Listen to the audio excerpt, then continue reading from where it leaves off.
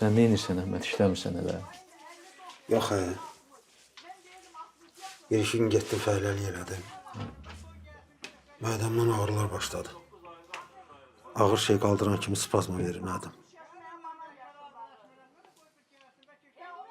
Azər, bilsən niyə çağırmışam səni? Bu uşağı o yanında bəlkə bir iş tapasın. Qoy getsin, işləsin. Oxuyub eləmir onsuz da. Heç dərsə də getmir. Hə Azər, bizimki daha keçib. Deyirəm, heç olmasa bu yetim acından ölməsin. Ayqa, bunlar inşallah qalıb. Bütün günü tırranıb yatırlar. Ya da o bağı xoşlu ilişib qalıblar. İmkan verəcəksən, qardaşımla danışım. Danışsana, nə var da mən sən?